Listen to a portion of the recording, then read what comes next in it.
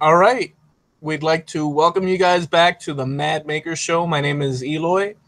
We're going to be interviewing Jack Bench Woodworking. Charlie Kocourek in the Exactly. house. Was that good? Yeah, it was perfect.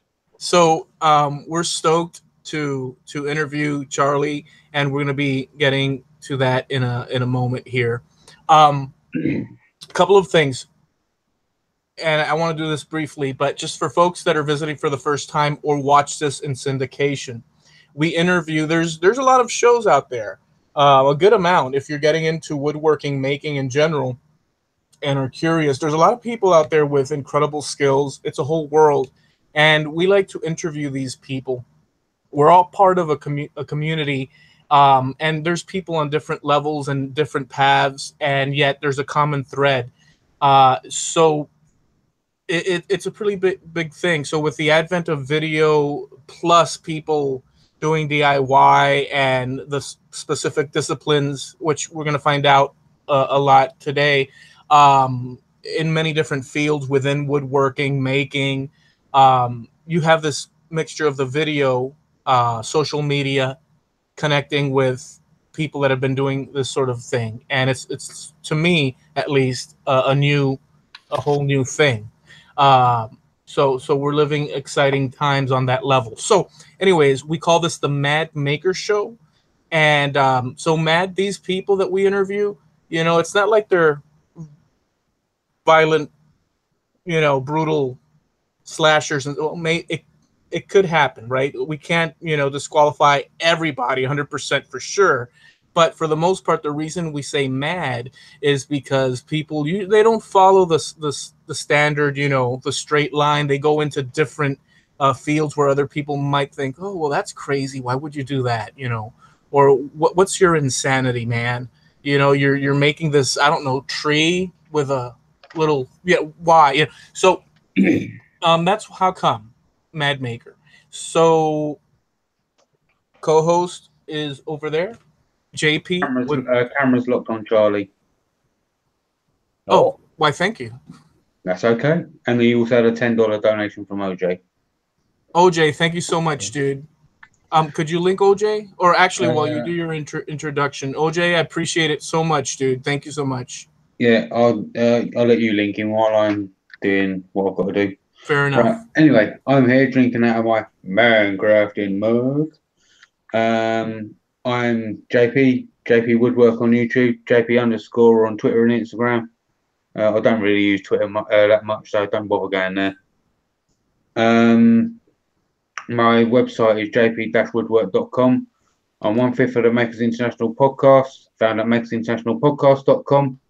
Both websites are sponsored by Stephen Ealing at Harnealmedia, found at harnealmedia.com.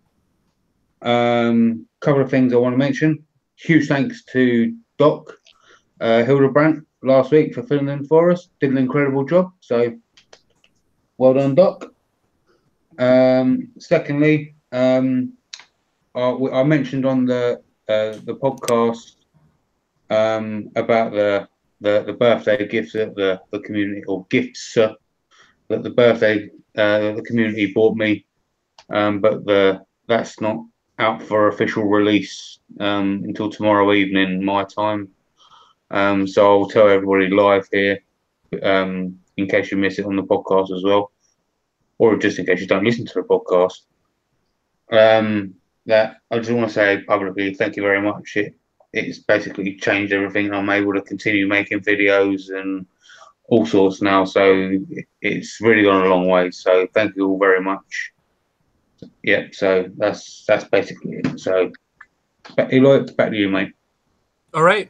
I just want to say one thing. There is a live video out there with Jamie Page receiving it was such a great thing, and Doc did a great job filling in. There's a video out there of JP getting the news that he has a gift and some cash to burn while Bobby Duke was there. Everybody gave Jake Thompson. I just for the record, I want to say a bunch of makers, and there should be a list so that everybody, so that a bunch of makers got together and did that. And Jake Thompson had come up to me and said, "Hey, dude, it's Jamie Page's birthday, and we're thinking, why not do this?" And I said, "Oh, what could we do? Why don't you open up a private chat and add makers?" And he did that, and it just they swamped you with love, everyone you could possibly imagine, a Yeah. who's who. It was kind of funny because the laptop kind of stayed in its box for a little while because I was kind of like, mm, do you know, I just didn't feel like I deserved it, and it kind of took one of my friends of about 12 years to give me a swift boot up the backside just to tell me I did, you know. So yeah, kind of a shout out to her as well. I think. Last order of business before we get into the interview with Charlie. I do want to mention that tomorrow on Stephen Twidell's channel, which is Temple Boy Turnings, Temple Boom, right? He's gonna do a what would you call it, JP? Lesson. Yeah, he's gonna teach you how to do some turning. Yeah, he's gonna show me the method from beginning. Well, I can't speak for him. He's gonna be the teacher. He can teach you using these Crown Pro Edge tools and all that lot, and I can teach you how to use the Easy Wood tools, carbide.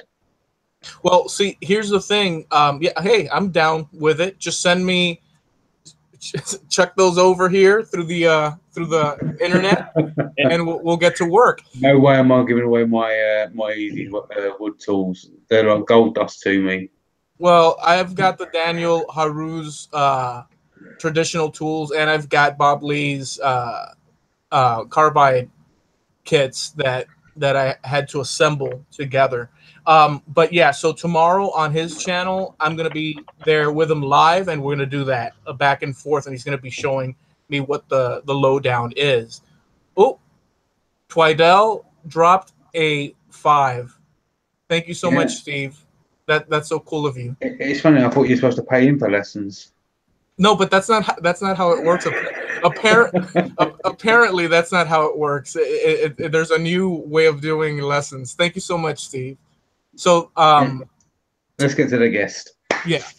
So that's the business for today. So, Charlie, thank you so much for Hey, coming on and hanging with us, dude. hey, thank you guys. I'm stoked about this. I'm really happy that you got a hold of me for this. I think it's going to be fun. I really like both of you guys. Eloy, I mean, you're just so out there, creative, coming up with all this wild stuff. And Jamie, cool guy, you're involved in it. You got your tentacles out every place. So yeah, I'm glad to be here. Thank you guys. Oh man, thank you so much. So I met you through a Facebook group and saw you there and saw the work that you do. A lot of folks probably know you already out there, but some don't. Mm-hmm. So, could you give us a little bit of background, where you're from, where you're at? Just hit us with that. And after that bit, I won't say anything. We'll just Charlie, you could throw it off to JP so he could tell us who is out there. So we have a notion. All right, So cool. Well, anyway, my name's Charlie Kocourek. I primarily do woodworking. I live in Twin Cities, Minneapolis area, and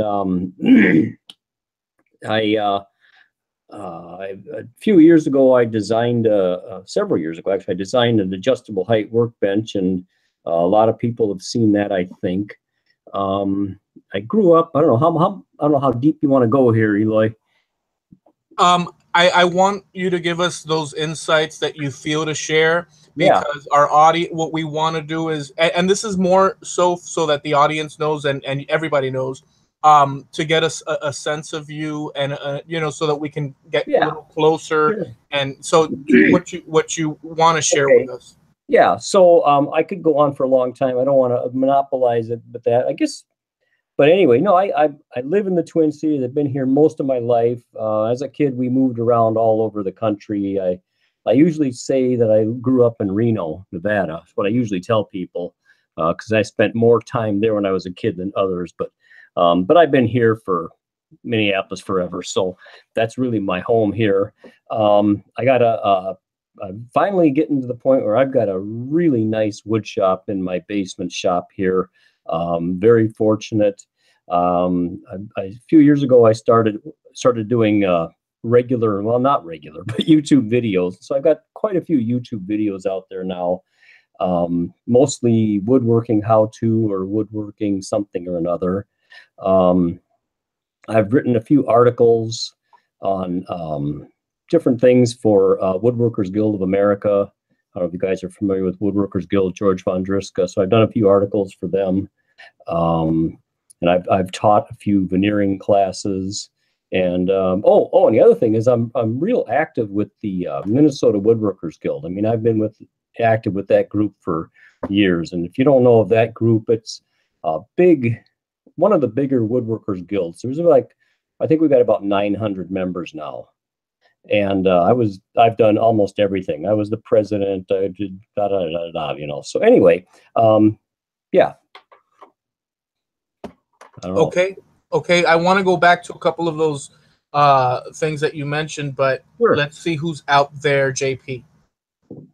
Okie dokie. Right, we have Liberty Woodworking, Mark Lindsay, CNC, Be Happy Woodworking, Johnny Heath, which is John, OJ, Harnealmedia, which is Steve Nealon, Jim Dockrell, Bob Lee's Woodshop, Temple Boy Turning, Jim Dockrell, Escahalo Woodworking,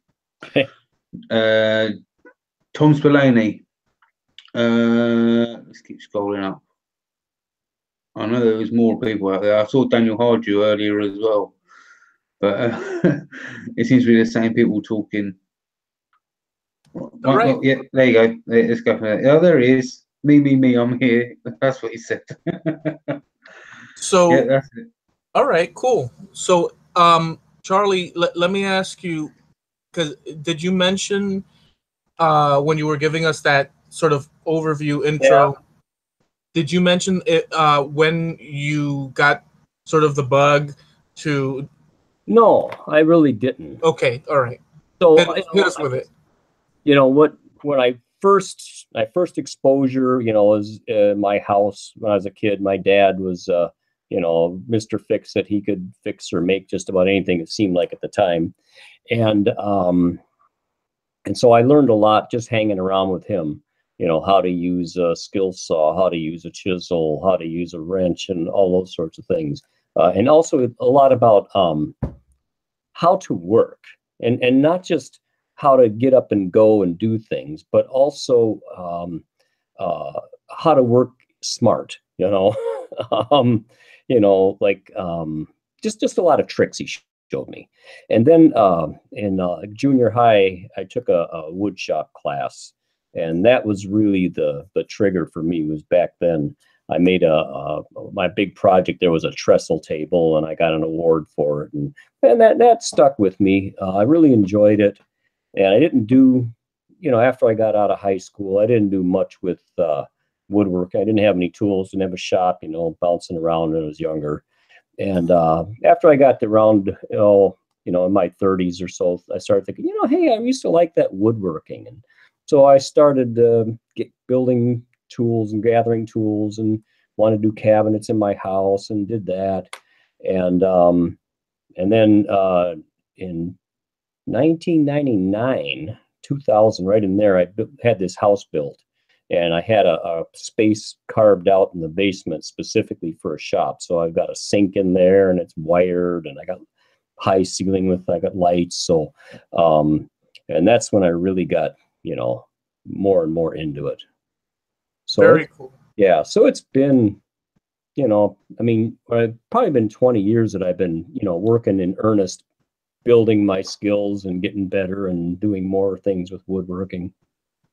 Let me ask you, because there's woodworking sort of disciplines within woodworking. Oh, for sure. Absolutely.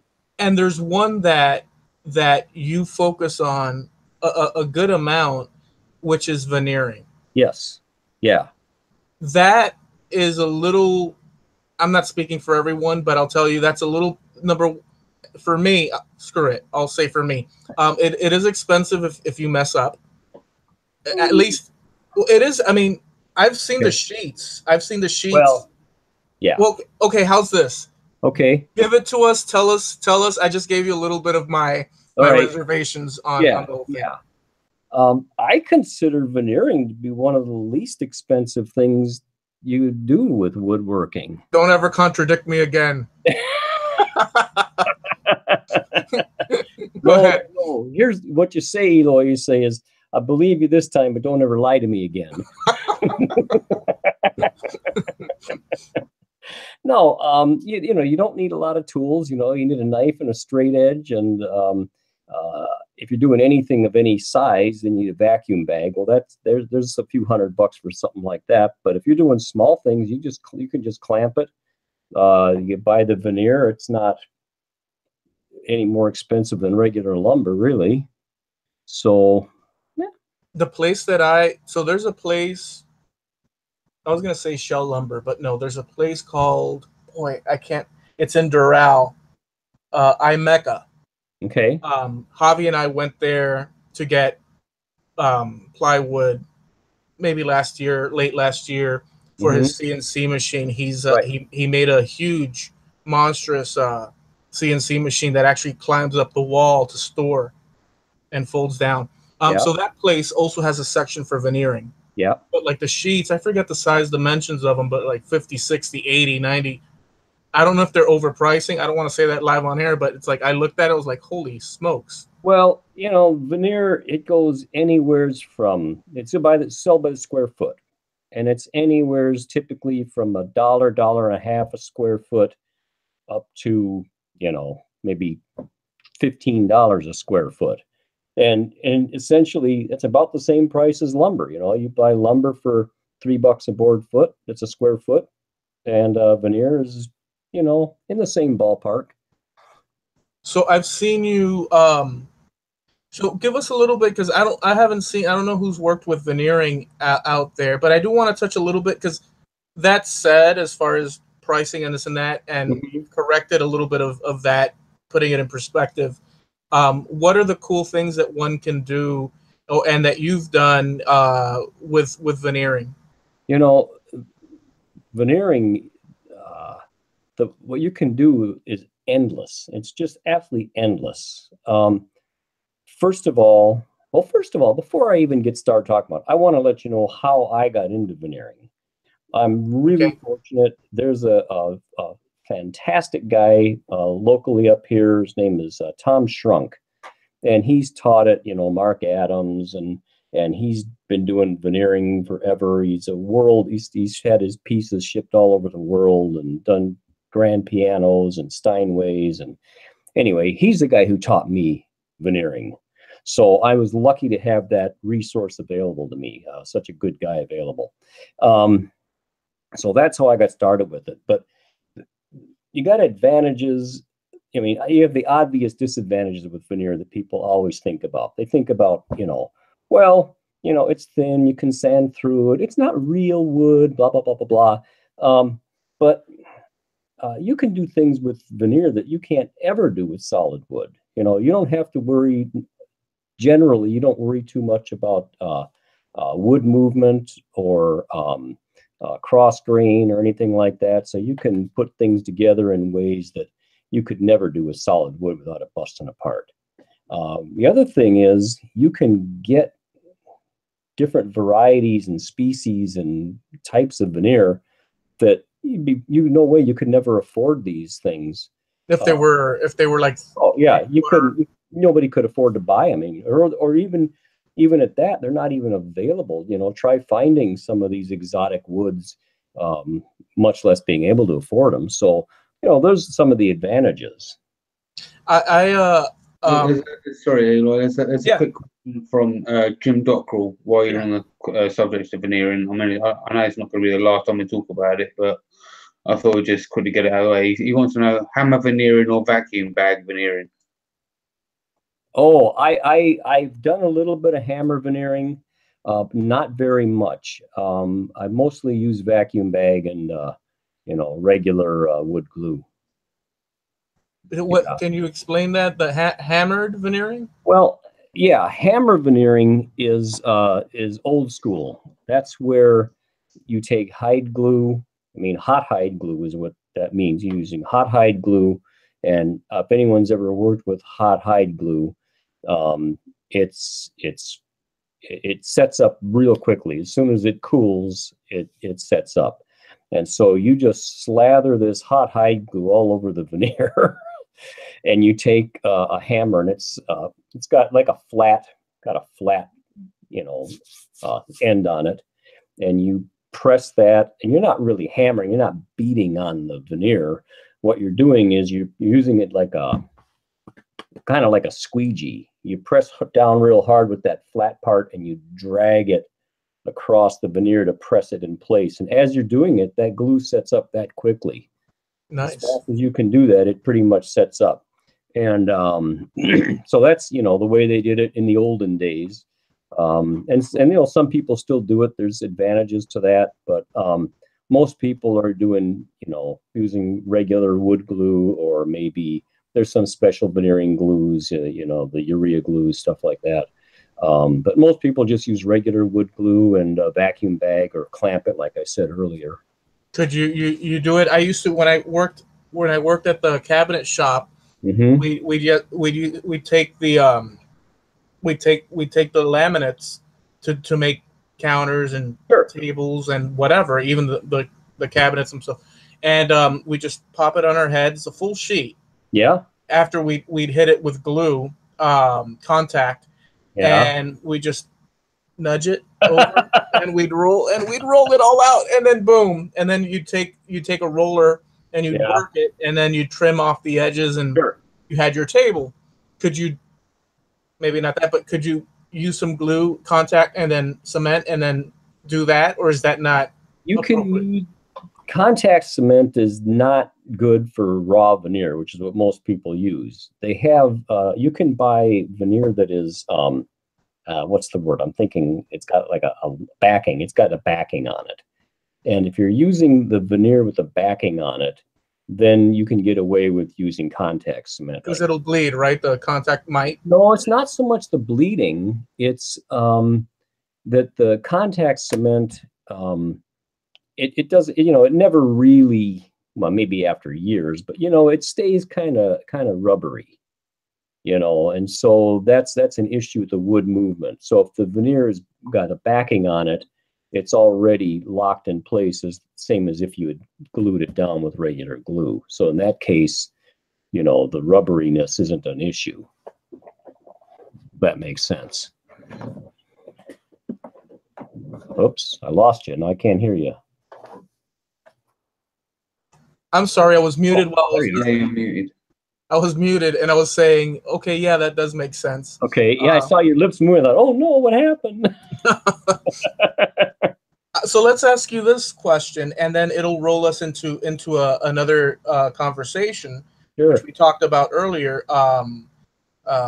So where does the name Jack Bench come from? Oh, well, that comes from, like I said, when I first started going on here, is I designed, let me back up, I had this little shop, and I'm lucky, like I said, I really have a nice shop, but it's still, it's not a 1,000-foot shop. It's in my basement, and you got so much space.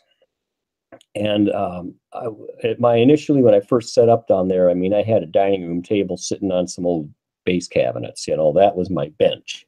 While you're saying that, I'm going to present, and then we'll roll into showing the actual bench. All right.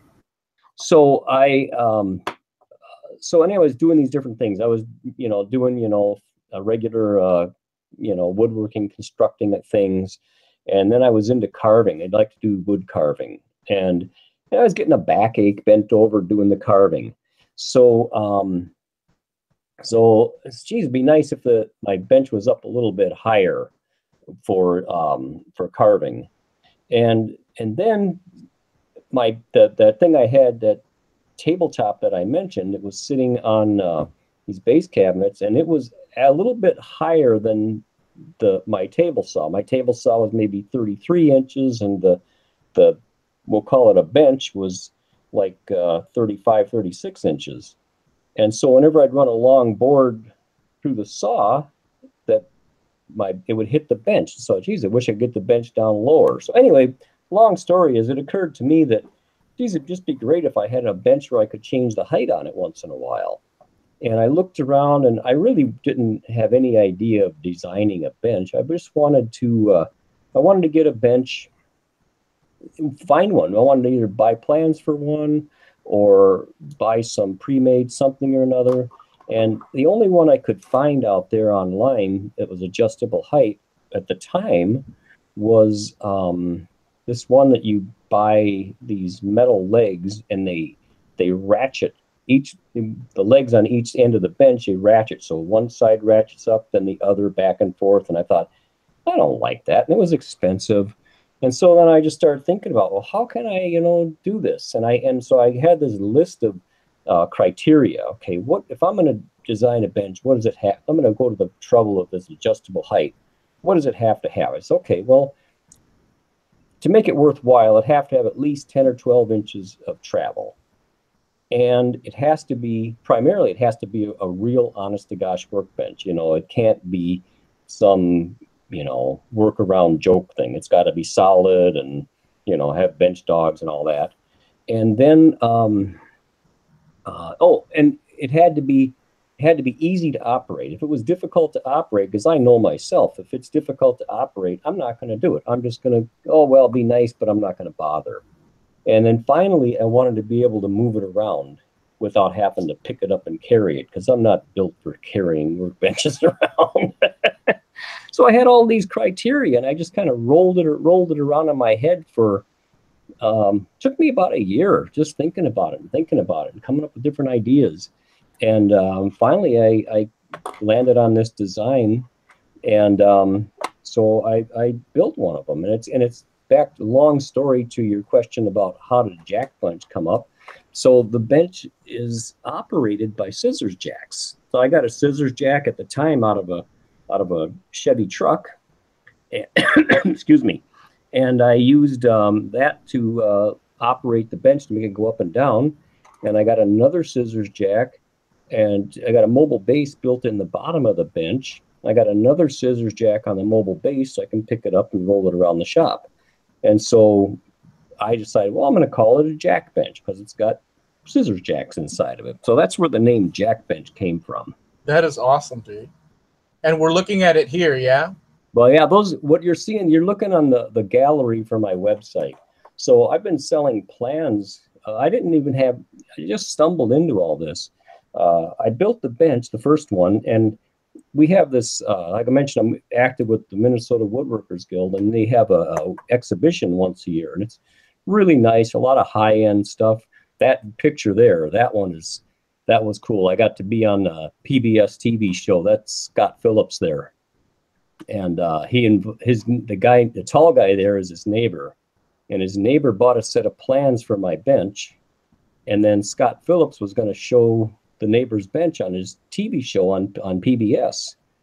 And so the neighbor got a hold of me and says, hey, Scott's going to have me on his show with the bench. And he says, you could come down here if you want. You don't have to. And I'm like, I'll be there. And so I went down and I spent a weekend or a couple of days, whatever it was, with Scott and the neighbor. And they were all just the greatest, most nicest people you could ever imagine. It was a lot of fun. So anyway, back to what I was saying, though. The pictures you're showing there is my gallery. And I've been selling plans for this bench. And I ask people when they buy the plans, would you send me a picture of when you're done? And most of them don't, but some people do. And so these are some of the pictures of the people's benches that they built from my plans. So, yeah. That is amazing. But, and I kind of interrupted what I was saying there too. That was a fun picture. I said, we were horsing around. We got kind of, we were just joking around. It was a lot of fun. Anyway, so I decided I was getting close to this exhibition for the Woodworkers Guild locally here. And I thought, I was almost done with the bench, and I thought, boy, I should put it in the show. I kind of think this is a cool design. And so I thought, well, if I'm going to put it in the show, I'm going to make it pretty. So I veneered the sides of it with, some tiger stripe maple or figured maple anyway. And I made the top with some mahogany on it, and I made it look nice. And I put it in the show, and people were saying, geez, I want your plans. Can I have this the plans? Well, I really didn't have what you would call a set of plans. I just had, my head and on scratch paper, how I did it. And so from there, enough people were interested that I got some plans drawn up and started offering them online. And that's been how long? Oh, man, it's probably been 8 years since I've had them online. I first designed it, I think, in 2007. And it took me a while to build it, and took me a couple of years to figure out how to get plans and build a website and everything. So it's been about 2010 I first started offering the plans. All right. So, JP, are there any questions out there? Yes, mate. Yeah, there's a few. Right, got the first question from OJ's Woodworking Crafts. He says, what is your favorite and least favorite tool? Oh, well, let me see. Well,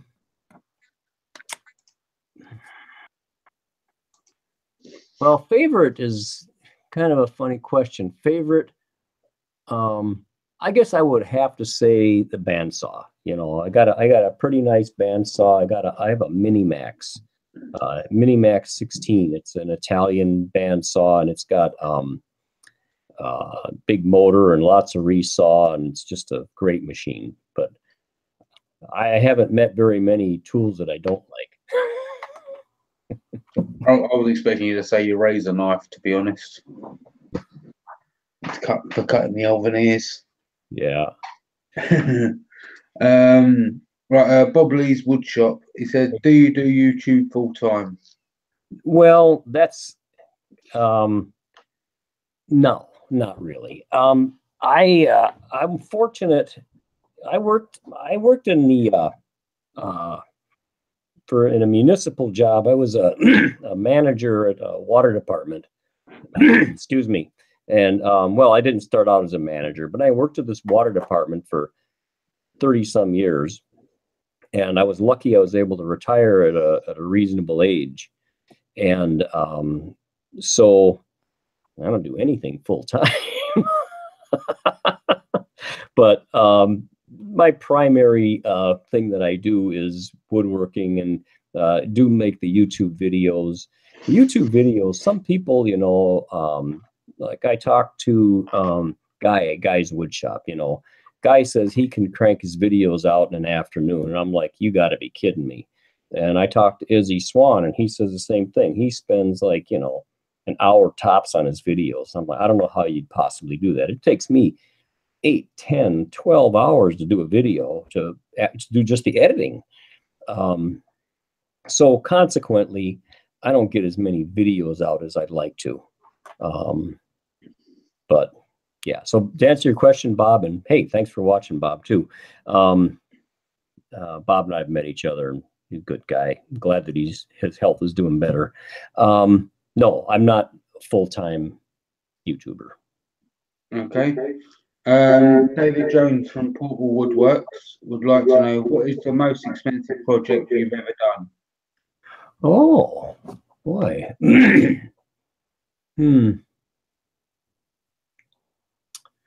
Well, probably the bench. Probably the bench, because that was a big project. Most of the projects I've done have been smaller. I haven't made a lot of great big, fancy things. I made a few things that were fancy, but more they're more time consuming than costly. Yeah. All right. Last one. Temple Boy Turnings. What is your tool? What is the tool of your dreams that you don't have yet? Boy, I just bought the tool of my dreams here, not just recently. I recently bought a hammer joiner planer combination machine, and yeah, it's a 16-inch. So I've got a 16-inch joiner in my shop. That's pretty dang nice. Probably the dream for me, if I was just gonna, dream big, would be start over with a more space. And if I had more space, well, then we'd be talking all kinds of things. I'd want a European slider and a regular traditional table saw, and I get crazy stupid with some things sometimes, but it's not about cost effectiveness for me. It's about, do I want the toys? Yeah, give me the toys, man. How gluttonous! My goodness. Yeah, well, Yeah, right. Yeah. Right, that's it for the time being, Eloy. All right, so could you lower your volume a little bit because there is echo fading? mine? Yes. Sure. Let's Okay. try that. Okay, it's a little bit lower, but now the echo has. Okay, that's good. Did it work? Yeah, it sure Okay. did. And you can still hear me, yeah? Yeah. Okay. You had those puppies on 11. Yeah. You were rocking out to Metallica. All right. Yeah. So recently, or not so recently, but yeah, kind of sort of closer to our timeline here now. Maybe it was last year. I'm not sure. You put out this video that blew my mind. And so you're gonna have to explain the process, but all of a sudden you took a bunch of pieces of wood and you created a base that looks like an honest to goodness the bark a tree out of the ground. You created this coffee end table, and it's just mind blowing stuff, dude. And you textured it, and you took your time, and you. I don't want to. Yeah, I know what you're Paraphrase. talking about for sure. Tell us a little bit about that adventure and a half. That was a really fun project. And another thing, like people talk about the videos, a lot of guys put out a lot of videos. First of all, they have to be good with the video part of it itself. And you have to do a lot of things. You have to do them quickly. I'm not quick. I'm really more of I want it right, and I'll do it 5 times if I have to get it right. I'll keep throwing pieces away until I get one that looks right, because I'm not going to just go, oh, well, that's good enough, and I don't care if it looks sloppy. That's just not the way I work. So anyways, a friend of mine had came across this big slab, well, not probably a 3 by 4 foot slab that was about 5 inches thick. And she wanted me to make a table out of it. And I said, so what do you want for the legs? What do you want for the base? And she said, oh, I don't know. Maybe just put some hairpin legs on it. And I'm like, no, I'm not doing that. If I'm going to do it, I want to do something special. And so she says, well, I talked about it. And so I came up with this idea to make it look like it was a tree trunk base, like it was at the bottom, the base of a tree coming up, like this with the with the roots going out. Forgive me for interrupting, but is there a place, because I want to share that so they could see. I've got a video of that on my YouTube, if I could. I'll work on. Do you have it on your Instagram though to show a photo? Oh, I probably do. I don't know, pretty far down there, but I'm sure it's on there. I don't know how far back. Lord have mercy. Okay, I'll see if I can find it. Continue. I just shared a link in the YouTube chat. Okay. All right. Cool. Because I wanted them to visually as well, but continue, and I'll search as well. So the inside chat as well. So what I did is, I decided I wanted to make this thing, look like a tree trunk, and my vision was I wanted it to look like it was metal. And so recently I learned how to do gilding, metal gilding, but I really didn't know enough about it back then. So I had all these ideas of how I could make it metal. So I back to your question, Eloy, about the process. It was a coopered construction, coopered like you do with a barrel. except it wasn't round. It was, you know, irregularly shaped, like a tree would be irregularly shaped. And in fact, what I did, I made it in two pieces. So it was like the tree trunk was cracked.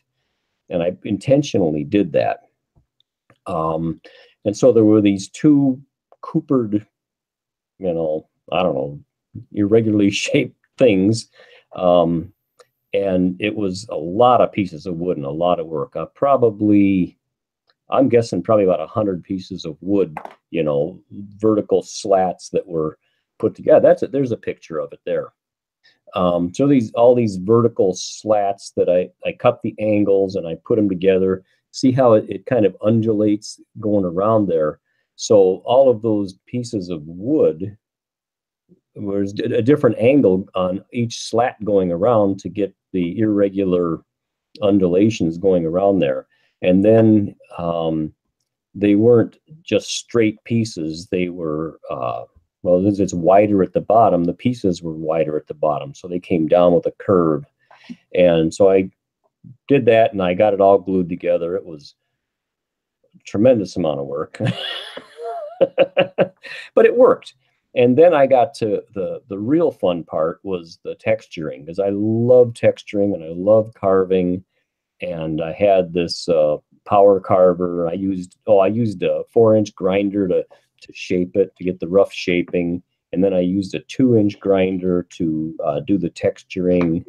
And you know, building up to it, I researched. I went out, I walked around the neighborhood and I took pictures of trees, and I came home and I looked at those pictures and I thought, well, you know, so I knew what does a tree look like, you know, because you think you know, but when you go to make one, it's like, well, wait a minute, you know. So I did my research and studied, and so I textured it, and it came out, you know, pretty much just the way I wanted it to. And then initially I was going to, there's a method where you can take ground metal, like you can buy powdered bronze powder, and you can take bronze powder and you can mix it in with for example, castings. You know, if people like epoxy and casting stuff is real popular now, and you can take this bronze powder and you put it in the mold before you pour the resin in, and then when you take the mold off, you have bronze powder, or looks like bronze surface. It's real bronze on the outside of your casting, and you can polish it and, you know, whatever you want to do, because it's actual metal. And so this wasn't a casting, so I thought, well, I was going to try and do that. And long story short, that didn't work.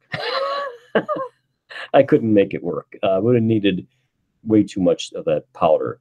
So what I came up with a way, oh, can I paint it? So I started looking for, you know, metallic paints, and I had a copper colored paint and a bronze colored paint and blacks and all these different colors and test samples. And anyway, that's what the result was. It, and pretty much the way it came out, pretty much the way I wanted it to. What a fantastic! Yeah, fantastic. Yeah. I hear myself saying fantastic. Oh, so I got to turn this down again. I don't know what the story is. Sometimes I guess sometimes it just does what it does. Well, let me plug the headphone in. Now he tells us he's got headphones.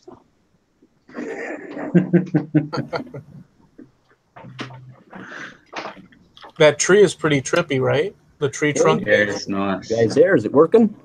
Yep. Yep. And I can't hear echo no more. Ah. There we go. Okay, I can hear you guys. All right. Mm-hmm. Well, awesome. Yeah. All right. Back in business, right? Heck yeah, dude. Okay, cool. So, you also do a lot of traveling. Yeah. And I have. Yeah. So tell us a little bit about your travels, and you show up for some reason at other makers, woodworkers' houses. Well, How's that work? Well, it works very well. It's a ton of fun. A few years ago, like I said, I was lucky enough I was able to retire at a reasonable age. And so, like I said, I've been on this, locked in the workaday world, very focused on work and very, lot of work stress going on. And finally, I got to retire. Okay. And so, you ever heard the expression, dog with a gate open? Well, that's how I was like. I felt like the dog with the gate open. Man, I got out and boom, I was going to hit the road. I want to take a road trip, but I want to go out and do things and see people. And there's a guy in Northern California named Michael Cooper. And if you don't know his stuff, look up just someday, I mean, not now, but someday Google Michael Cooper sculptor and look at his work. It's just mind-boggling, great stuff. So I knew of him, and I'd seen him at a conference once, and I thought, so I wanted the YouTube, and it's kind of all these things coming together. I thought, I was trying to get my YouTube channel started. And so I says, well, a fun thing to do would be to go out and meet other people and interview them. And then I'd get a chance to meet them. I'd be out traveling, I'd be out on the road. And it might be interesting for other people to watch. And so it'd be nice content for my channel. And so I got a hold of this Michael Cooper, and he says, he says, come on out. And I'm like, really? Oh, okay. So I went out, drove out to his place. He's in Northern California, and just a sweetheart of a guy. I was with him for 4 days. He actually let me stay at his house. And I didn't even know this guy. He just, come on in, sure, you want to stay here? So I did. And so then I was up there, and actually he's right outside Santa Rosa.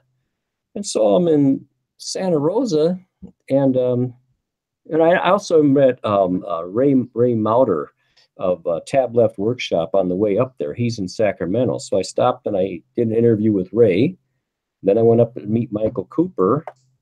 And when I talked to Ray, he says, hey, Peter Brown is up there too. So I got a hold of Peter, and he said, yeah, sure, come on over. So I did an interview with Peter Brown. And I knew that David Marks lived up there. And I wanted to, I was going to interview David Marks, and I researched these things, looked out what's out there. And, Mark Spagnolo had done interviews with him already, and he pretty much asked everything I thought that I would ask. So I thought, I don't want to just do what Mark did. And I didn't contact him. And then finally, Peter, he says, you're right here. He says, just go ahead and do it. Try it. So I shot him an email at the last minute. And to my surprise, David says, yeah, come on over. So I went over, met David Marks, and I'd met him once before, but not really. And I spent the whole day with David Marks, spent 9 hours with David Marks. He was showing me his tools, and we went out to lunch, and we were bullshitting and just had a nice time. Who was the dude? Which one of them is the one that does these huge turnings? That was David Marks. Okay. Yeah. And so then I have family in Vegas, and so I wanted to meet. I thought, well, I'm going to go to Vegas and visit my family, so I'll see who's down there. And so I went down there, and Bill Levosley and Braxton and Chris Kirshner, interviewed all those guys. No, actually, I never did interview Bill. I met with Bill. I don't think I actually interviewed him. He was like just in the first week or two of getting into his YouTube stuff, so I didn't actually interview him yet. And so I just did a lot of them. I went around. That was one trip, and then of course Andy Klein. He's a friend of mine. He's in Denver, so I drove through Denver and I saw him. And and so with various different road trips, who else have I interviewed? Andy Berkey. Oh yeah, Andy Berkey for sure. I went to Andy's place, hung out with him for a while. Nick Ferry, you know, lots of people. And there are other people. Matt Cremona, of course, Matt only lives like 5 miles away from me, so I see him once in a while anyway. But yeah, I did one with Matt and Nick and some other people I just stopped by and met just because, you know, in my travels, like I said, Guy Dunlap, you know, in Indiana, I met with him, didn't interview him. James Wright, you know, he's a few miles north of Andy, so on that particular trip, I just drove right through the town where James was, so I stopped in and see him, you know. So yeah, That's so awesome. It's been fun. Yeah, you know, so I'll just say like this, the act of interviewing people within this community, and it's a broad sort of community. It's such a good thing because you're documenting what their thoughts are at the time. Mm-hmm. You're recording their shop, and it's good for posterity, right? It's just people can see it in syndication, and it's a good work to do.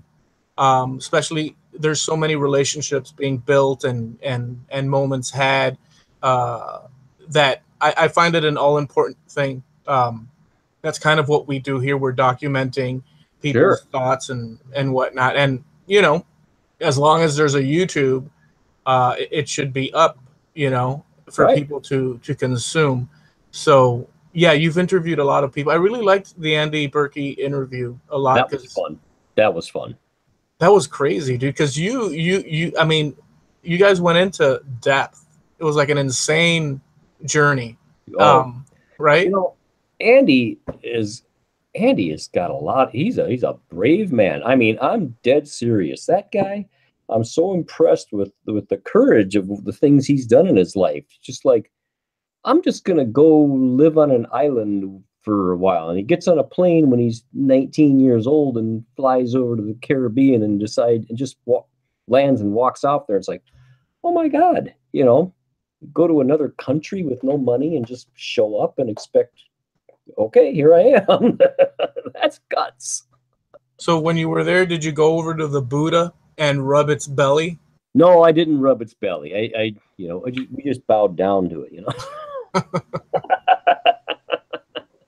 Most people just bow down to Berkey. Yeah, well, he's quite a guy. Yeah. So. Yeah. I was actually walking down the street the other day and I get a random phone call and it's Berkey just wanted to tell me a joke. Really? Yeah. Well, that's cool. That's cool. Is it a joke you can tell online? No. No, of course not. It was a good joke. Yeah. Yeah, it was a good joke. Yeah. So your shop, you do have a video going through your shop. It's your current shop, yeah? Yeah. It's like you said, for what's the word? Posterity? Posterity, that's the word. Yeah, I was thinking I should probably do another one of these days because I upgraded and changed a lot of things since then. You know, I got that joiner planer and a few other things are different, but well, maybe it's not that much different. But anyway, yeah, I'm down there and yeah, I do have that video. And that was another funny story. I met a guy who was a photographer, and I started doing the YouTube videos. I went on Meetup, and I was going to these social marketing, social media meetup groups, you know. And I met this young guy, he's a photographer, and he says, I want to come over and do a video with you. And I'm like, well, I can't pay you. And he says, I'll just do it for free. And I'm like, oh, all right. And so that shop tour video, this guy, he just showed up at my house, and he had a friend with him, and he had a boom, you know, the mic with a boom, and his friend carried the microphone and walked around, followed me, carried this microphone, held it over my head through the whole time, and he followed me around with the camera, and he edited the video, and he sent it to me. I didn't do anything with that video. It was the easiest thing in the world. What a trip. I mean, you do have a comfortable space, though, at least it appears that way.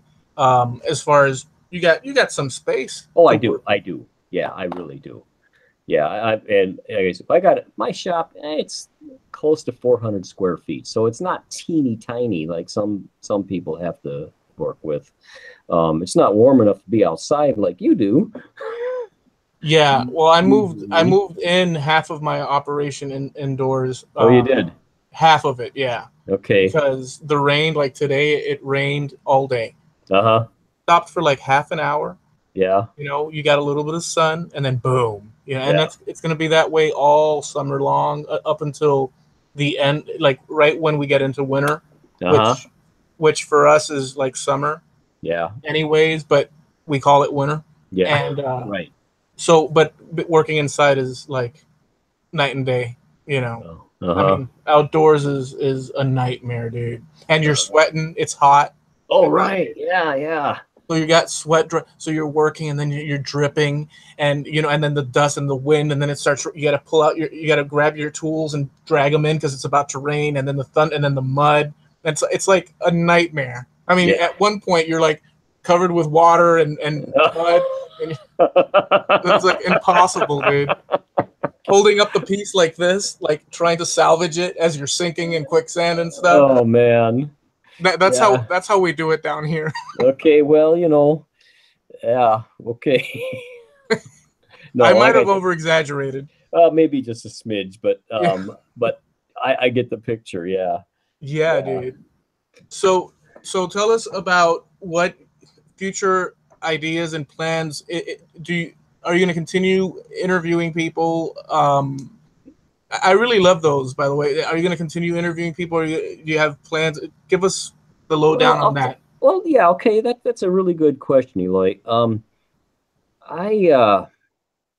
I mean, the first, like I said, first year or two, I tried that with the YouTube videos. I really worked really hard at it, and I put a lot of them out there, and it was, it was starting to be effective. It was channel was starting to grow, and getting people recognize who I was. It didn't make any difference really on my bench plan sales. Nobody bought any more plans from it, but I was having more fun, and the channel was growing. Um, on the other hand, you know, there's a lot of people who are woodworkers and content creators, and like you got Matt Cremona, for example. I mean, he's a pretty good woodworker. I hats off to him. I give him a lot of credit. He's an amazing guy, but he considers himself primarily a content creator, right? And great, and he's damn good at it, and he's successful, and I'm happy for him. I consider myself more of a maker than a content creator. I like to create content, and I like the idea of being able to get out there and show people what I'm doing. And I'm getting to the point in my life where I've got some skills that I've got stuff that I have something to offer people. I think I really do. And I kind of enjoy the graphic type of work. On the other hand, the graphic part of it, the editing and that, it gets to be where it's more than half of the time is working at the computer. It's like, well, man, it's fun, but I don't want it to be 60% of my time, I'd rather be like 70% of my time in the shop and, 20%.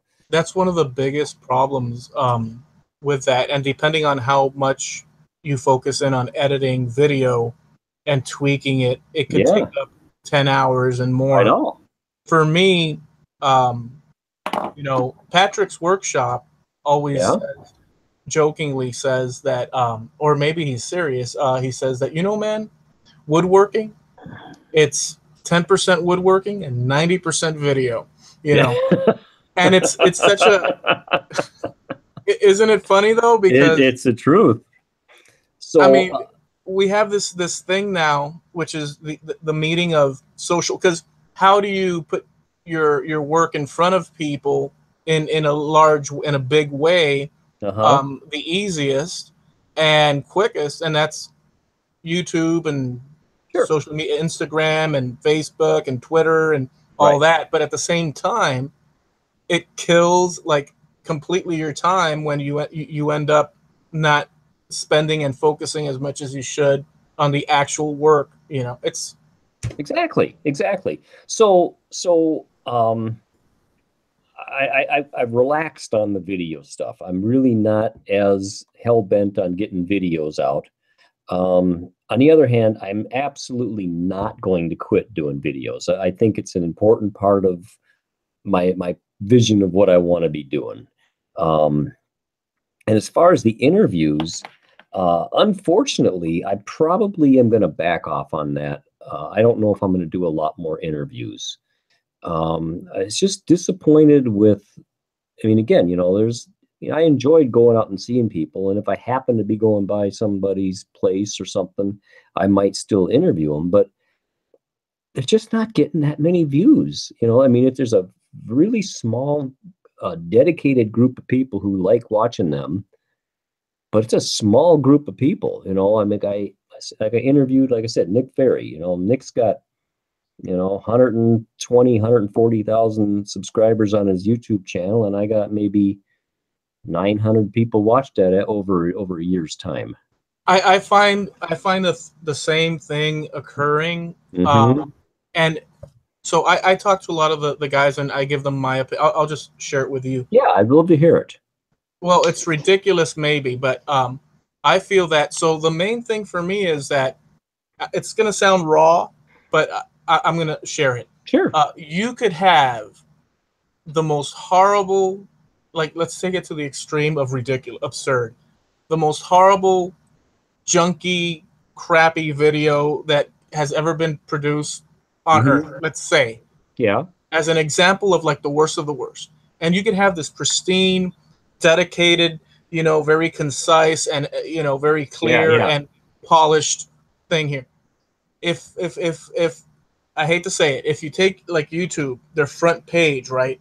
Yeah. If they decide, and this is where the trick comes in, but if they decide to grab that one crappy video and put it on the front page, splatter that crap on there. Yeah. And they don't sort of serve up that content, that good content. It doesn't matter what, as long as it's put in front of people, you have millions and millions of people. Right. They will consume. I mean, all you have to do is go to a dollar store or watch TV, and that'll show you. So my thing is that there's some shenanigans occurring, not maliciously like ha ha ha, but like some sort of cycle. I don't know, but I think that there's something to do with that. So some people just get offered up, and the argument will be from people that I tell this to is that if you do good content, they'll put it up front because people like it. But then the argument is it's like the chicken and egg. So how do people know if they like something if they don't see it? So if it's not served up, so I think that there's gates, right? That are closed off, and then some people slip through the gate. So they will reward content that gets views, whether it's crappy or not. And meanwhile, you have a plethora of channels that sit there. Plus, there's oversaturation. But it's such a complicated, tangled thing that at the end of the day, last bit that I'll say, I look at it like, well, what are you going to do? But at the same time, we're part of a movement, for lack of a better word, and we're bookmarking and we're writing in the videoing our diary of where we were at, and there's syndication and people that are interested come across. Now, if JP, you and I were to do Firecracker in the Ear, or like or somewhere else. Now that would be right. British. Think of it. British man lights his hair on fire and runs down to, I don't know, the bay. People with a can of Pepsi. With a can of, in his underwear, boxers or briefs. Now that is going to be splattered all over the. Yeah. So that's my point of view on it. I'm not like religiously saying that that's it. I'm just saying that that's the sense that I get. Yeah. What do you think about that? Take another prime example. That the tree table base that you did. Yeah. Right. A beautiful piece of artwork against some kid opening up a Kinder Egg. Yeah. why the hell has that got 2 million views and yours has got so many? Right. You know, but you know, I guess so. Then the question is, so then, you know, why are we doing it? You know, is it worth it or not?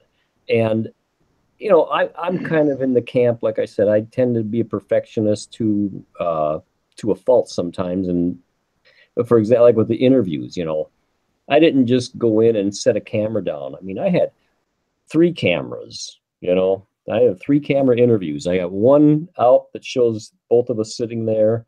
I got one focused on, you know, Andy Verkey, and one focused on me. And I've got separate microphones for each of us. And then I go back and I'm editing the three cameras into one video.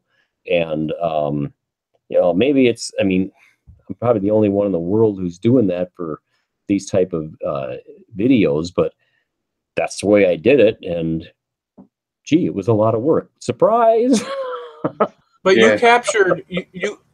you captured in that video, and it led to me doing, well, an interview. JP and I interviewed Andy because I watched and listened to the story. I mean, I was blown away. I did a little sort of promo thing for Andy. I contacted him and said, "Hey, dude, let me do a little," and I used your interview as a template. I don't know if you ever saw it or not, but it's Andy's story, but in like a little artistic, like I got to look at that. And so I did that, and then we interviewed him here on the show. But you got his story out. Is the reward balance there of what one? So the value of Andy Berkey's life and Odyssey, you know, because it's kind of like a journey, right? Oh, for you sure. could write a story, a book.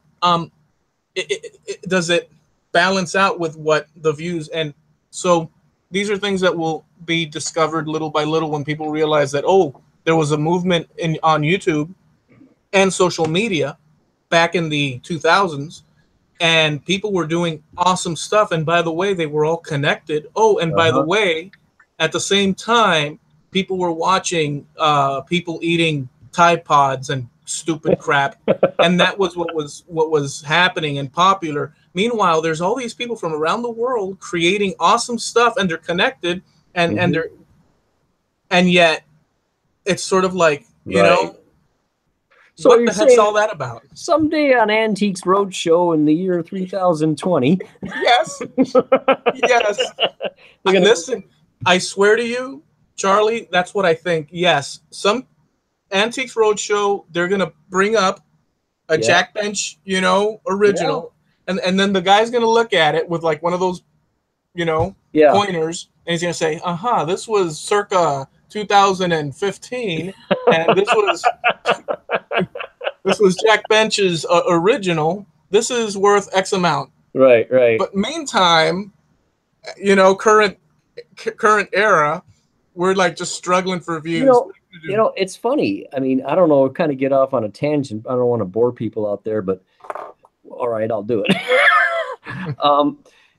Just the other day, I was talking to some guys, and somebody was saying about how art isn't valued. And then this argument came back about, well, but art is kind of what you're saying. That's the one thing in cultures that is valued over time and is saved and is maintained and is looked back on. And then, you know, so you call it maybe your cultural breadcrumbs, you know, and that, I think that's what you're talking about. You know, it's the cultural breadcrumbs. And that's exactly, that makes that sounds good like that. Yeah. So what happens also is that people, I'm going out on a limb here, but you know what? We have to do it sometimes, and so, because you don't want to sound too pretentious that this is my point of view, but people, I feel that always have a need for the story, the connection, and over time, when things, you know, when life goes on, there's those snapshot moments in the past. I mean, take for instance, Old West.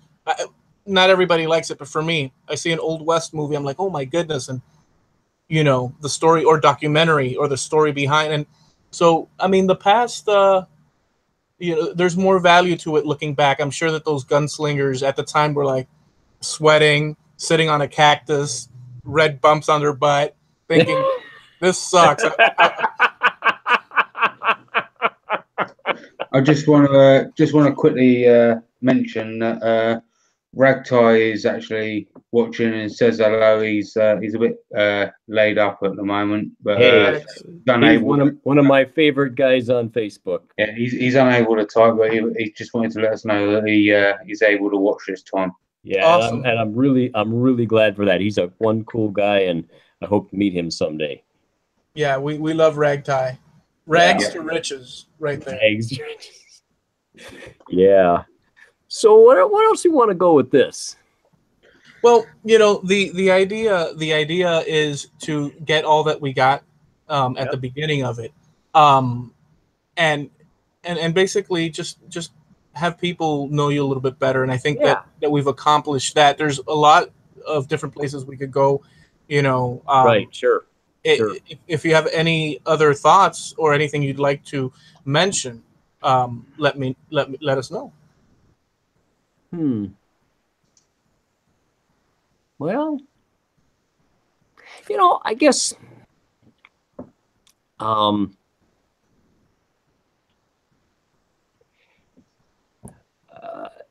just want to let people know that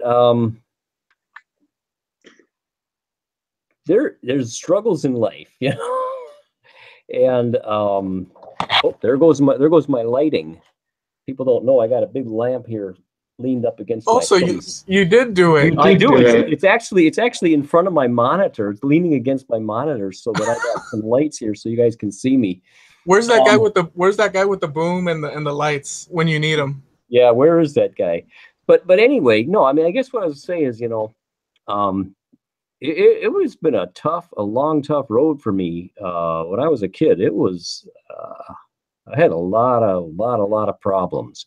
And I don't know why I'm saying this, but, you know, I feel like sort of most of my life, I was very concerned with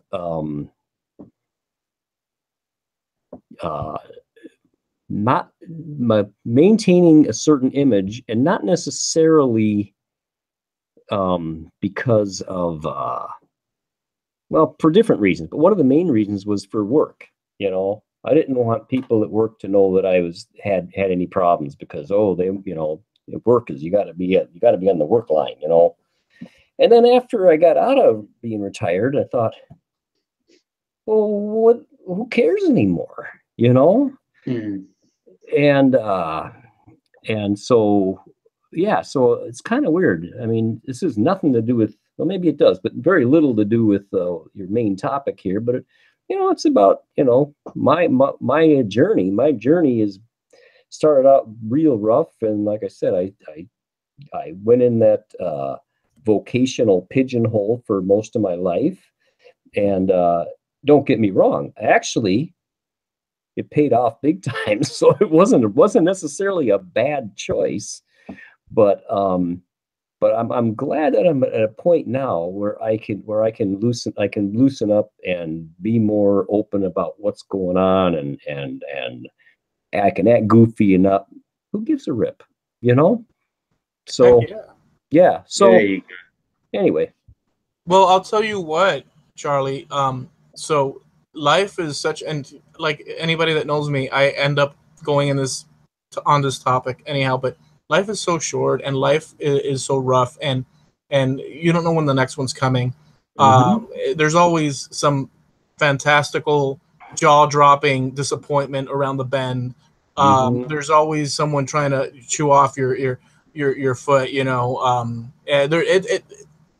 So it's kind of like, and then we have these perceptions, these self, you know, we identify that we have to do this because we were taught such a way and this and that. There's so many walls and bridges. That's a John Lennon album.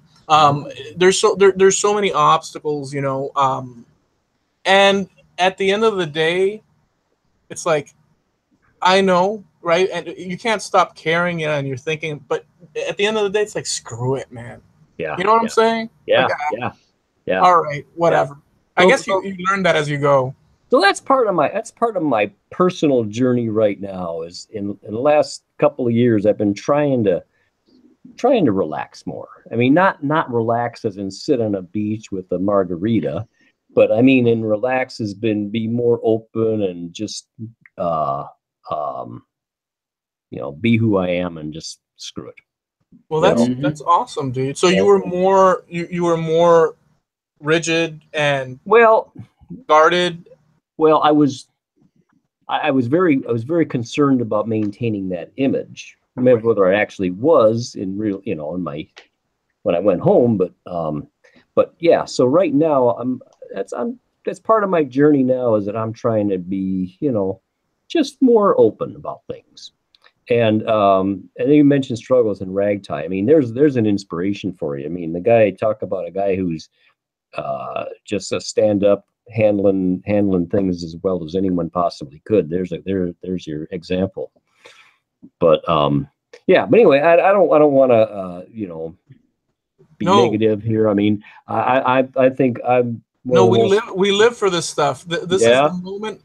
This is that is that because everybody talks just the woodworking. In a very, surface stuff. And my goal eventually is to get a little bit more into these things. And we have touched on, but why not bring in the human aspect? I mean, it's just, not everything is polished. Life is not like a finished, polished product. No. Right? No, that's for sure. Life is okay. I'll throw this at you. And I know this is going to be shocking. Throw it at me, man. Okay. Okay. Check this out. Okay. Life is not like fine woodworking. Life is more like rustic. Okay. Okay. Forrest Gump told me it was like a box of chocolates. Yeah. Well, different. So life is more rustic. Yeah. So tell me, what does that speak to? I mean, what do you think of? I understand what you're saying. Yeah. Yeah, I understand what you're saying. I don't know if I'd use quite that exact analogy there. Well, of course not. Yeah. I mean, it's right. It's a little pun, jab, fun. Yeah, I get it. Yeah. No, my struggle mostly when I was a kid, and this is something I really, really always kept secret, was a lot of depression. Man, oh man, I struggled with that for a long, long time. And doing good now. But yeah.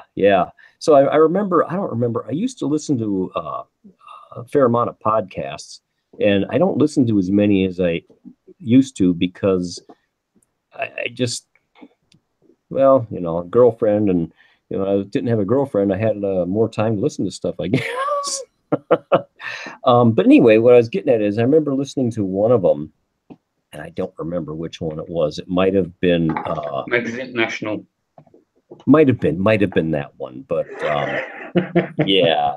Actually, I think it might have been Reclaimed But anyway, they were talking about how there people with their ADHD. Well, that's not been an issue for me. Unfortunately, I haven't had that concern. But people talked about it and on this podcast, and then afterwards, there was a follow-up, and a lot of people coming back and saying, well, geez, I didn't even know that was going on with me. And a lot of people were affected, and there's a real positive influence from these people opening up about their struggles with ADHD. And so, okay, for what it's worth, I had my problems with depression. I don't know if that's going to make any difference to anybody or not. Probably not, but thought I'd mention it. And so yeah. Go on. I'm sorry. Yeah, I don't know what to go on with, but yeah, I don't think I'm prepared to really talk about this. I mean, I'm prepared to answer questions, but I'm not prepared to just go. So, you know what I mean? Yeah. Yeah.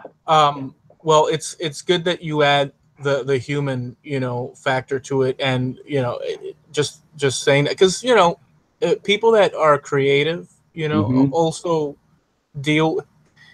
There's just talking about this, people that are creative, they're not your standard. They don't fall in line Mm-hmm. necessarily.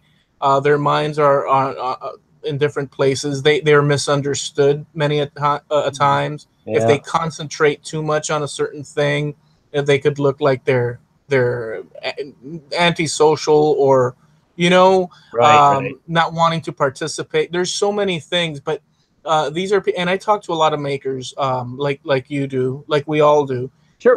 and there is a common theme, of them being, not the. That's why we call it the Mad Makers Show.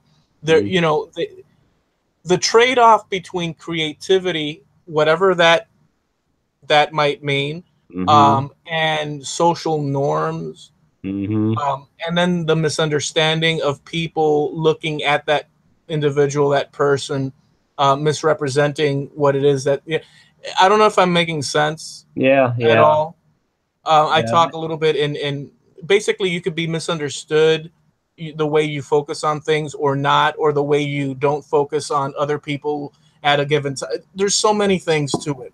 Makers are people that create, artists, makers, woodworkers, Right. people that have the they do have this thing where they blow everything off and concentrate on whatever it is until it's Well, done. it's a passion, right? Yeah. You got a passion for it, and this other stuff is, it's just not your passion. Whatever you name it, that you're supposed to be have a passion for. Maybe it's not, and or you're not supposed to just sit down in your shop all day and play with boards. You're supposed to go out in the world once in a while. Yeah, that's true. I mean, yeah, well, but you, at the same time, and not to compare to, like, let's say, I don't know, Michelangelo. You don't tell Michelangelo, "Hey, Michael, come on out. We, we gotta go. We gotta go to the grocery store." And he's like, I'm trying to paint a masterpiece here. It kind of feels like, what I'm saying.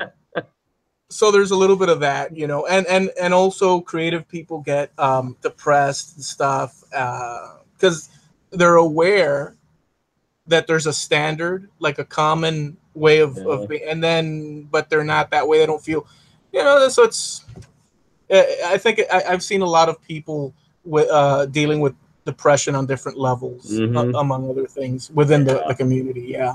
Oh yeah. Yeah, and it's a part of life, right?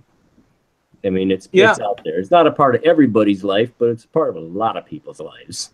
You Yeah, know. yeah. If you stop, and I'll just say this: if you stop and really think about the situation, meaning life, and just think about, it, could be completely depressing, right? If you really, so we have to constantly entertain ourselves in the things that we enjoy. Yeah, it's a passion. You Hmm. go down that rabbit hole, Yep.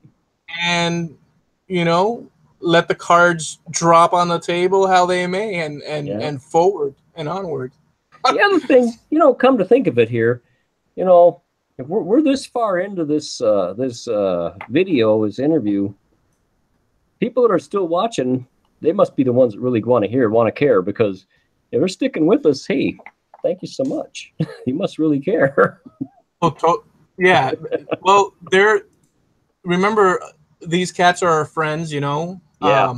Yeah. So Well, you're right. I mean, some of the Mark Lindsay, see him on Instagram all the time. Bob Lee, I've followed him quite a bit, and Ragtag, of course, and other people out there, I'm sure.